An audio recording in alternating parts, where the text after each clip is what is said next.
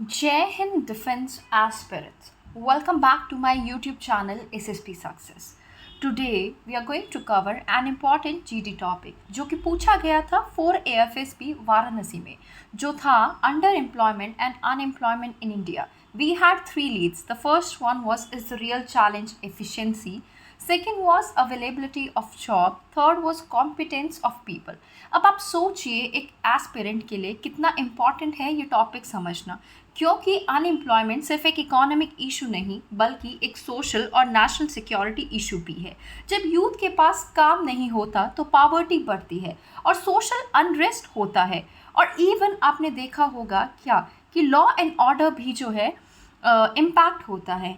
सो unemployment rate में थोड़ा improvement आया था। वो कब की बात है? 2017 से 18 के बीच में, दैट वो 6%, जो 2023 से 24 में 3.2% हो गया। लेकिन पिक्चर उतनी ज़्यादा अगर हम देखें रोज़ी नहीं है, because rural urban gap, automation और स्किल्स मिसमैच जैसे इश्यूज अभी भी बड़े चैलेंजेस हैं। नाउ अब हम लीड पे पहुंचने से पहले हम एक बार डिस्कस कर लेते हैं कि डिफरेंस क्या है अनएम्प्लॉयमेंट और अंडर एम्प्लॉयमेंट में। मैं आपको समझाती हूँ ईजी लैंग्वेज में। देखो, अनएम्प्लॉयमेंट का मतलब होता है कोई जॉब है ही नहीं, राइट। अंडर एम्प्लॉयमेंट का मतलब है जॉब तो है लेकिन वो प्रोफेशन के अकॉर्डिंग सूटेबल नहीं है। अनएम्प्लॉयमेंट स्किल्स का बिल्कुल भी यूज़ नहीं हो पा रहा क्योंकि जॉब है ही नहीं। अंडर एम्प्लॉयमेंट में स्किल वेस्ट हो रही है बिकॉज जॉब जो है वो बिलो कैपेसिटी मिली हुई है। अनएम्प्लॉयमेंट में कोई अर्निंग नहीं है, लेकिन अंडर एम्प्लॉयमेंट में अर्निंग है बट बहुत कम है।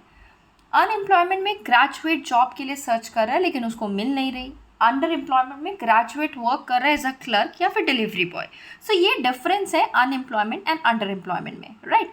अब लीड्स की बात कर लेते हैं। सबसे पहला एंगल है दैट इज़ एफिशिएंसी, राइट। अगर हम एफिशिएंसी की बात करें, मतलब जो रिसोर्सेज जो है और वर्क फोर्स हमारे पास ऑलरेडी है उनको कितना इफेक्टिवली यूज़ कर पा रहे हैं। एग्जाम्पल लीजिए, disguise unemployment in agriculture.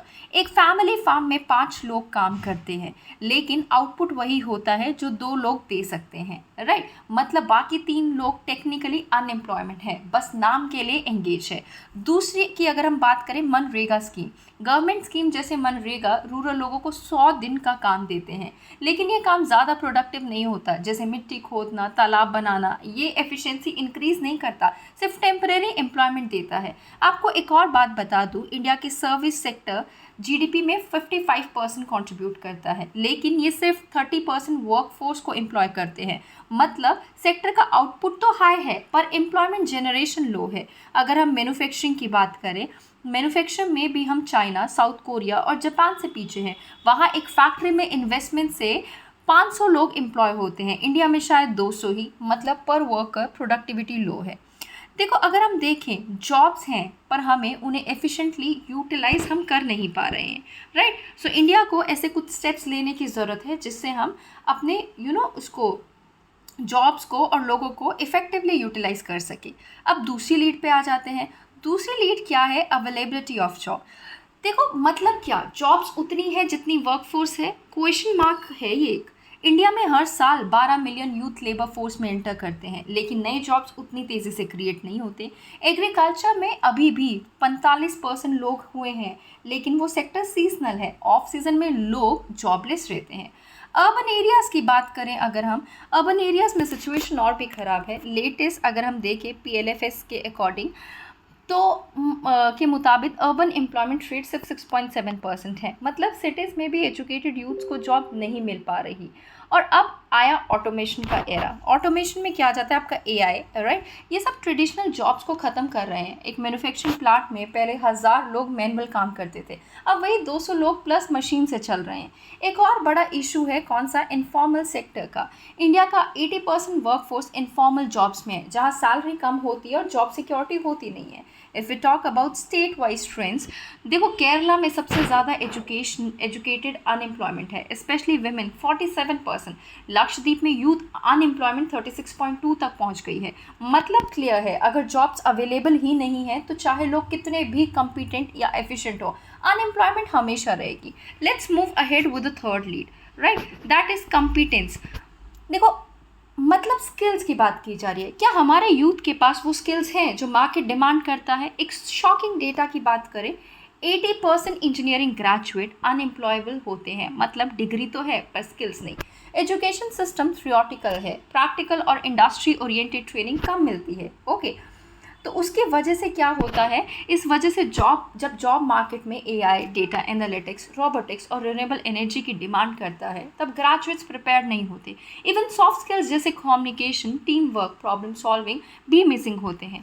Government ने न्यू इनिशिएटिव तो लिए हैं, जैसे पीएम कौशल विकास योजना, स्किल सर्टिफिकेशन के लिए, national apprenticeship promotion scheme, apprenticeship और ऑन जॉब ट्रेनिंग के लिए। Then we have future skill prime, मतलब रीस्किलिंग के लिए, या फिर हम कहें आईटी प्रोफेशनल्स को रीस्किल करने के लिए एआई और इमर्जिंग टेक में ट्रेनिंग देके। लेकिन अभी भी ग्राउंड लेवल पर गैप बहुत बड़ा है। जॉब्स अवेलेबल है पर स्किल्ड लोग नहीं है, यानी कॉम्पिटेंस का इशू इक्वली इम्पॉर्टेंट है, राइट। अब जान लेते हैं क्या है कॉजेस अनएम्प्लॉयमेंट के। देखो, अगर हम बात करें, स्लगिश इकोनॉमिक ग्रोथ देखने को मिलती है, जॉब्स क्रिएट नहीं हो रहे हैं और जितने चाहिए, ओवर पॉपुलेशन, लेबर फोर्स ज़्यादा, अपॉर्चुनिटीज़ कम, सीजनल एग्रीकल्चर, रूरल लोग ऑफ सीजन में जॉबलेस हो जाते हैं, इनफॉर्मल सेक्टर का डोमिनेंस, पुअर क्वालिटी है जॉब्स में, education industry mismatch, unemployable graduates आते हैं, automation and AI, traditional jobs खत्म, नए स्किल्स की डिमांड हो रही है। If you talk about social barriers, women workforce participation काफ़ी लो है, child care, safety norms, right. Now let's talk about impact of unemployment.